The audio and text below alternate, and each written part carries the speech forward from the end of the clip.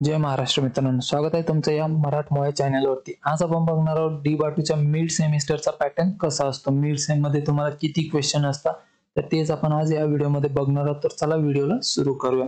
तर बघा, जो डी-बाटू आहे तर त्याचा मिड सेमचा पॅटर्न जो आहे त्यामध्ये तुम्हाला टोटल टाइम जो असतो तो तुम्हाला 1 तासांचा दिलेला असतो। 1 तासामध्ये तुम्हाला पेपर सॉल्व्ह करायला पाहिजे। त्यानंतर टोटल क्वेश्चन जर बघितले तर त्यामध्ये 3 क्वेश्चन असतात आणि त्यातला पहिला जो क्वेश्चन असतो तो एमसीक्यू टाइप असतो, म्हणजे ऑब्जेक्टिव्ह टाइप असतो।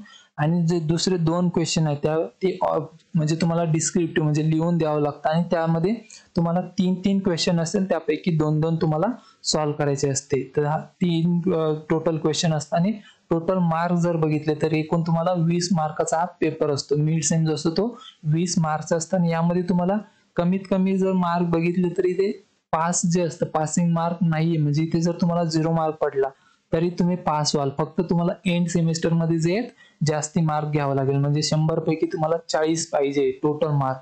जरी इथे तुम्हाला 0 पडला तरी काय प्रॉब्लेम नाही, तिकडे जर तुम्हाला 60 पैकी 40 मार्क पडले तर तुम्ही पास होऊन जाल। हाच तो मिड सेमचा पॅटर्न। बघा, जर आपण जर पेपर बघितला कसा असतो तर इथे मी C++ चा घेतलेला, कम्प्युटर सायन्सचा। तर बघा, हा असतो, यामध्ये सगळ्यात पहिला क्वेश्चन आहे हा एमसीक्यू टाइप असतो। त्यानंतर दुसरा क्वेश्चन आहे, इथे तुम्हाला लिहून म्हणजे डिस्क्रिप्टिव्ह टाइप असतं। यापैकी तुम्हाला 3 पैकी कोणते 2 सॉल्व्ह करायचे, या 3 पैकी कोणते 2 सॉल्व्ह करायचे असते। तर असा पॅटर्न असतो मिड सेमचा।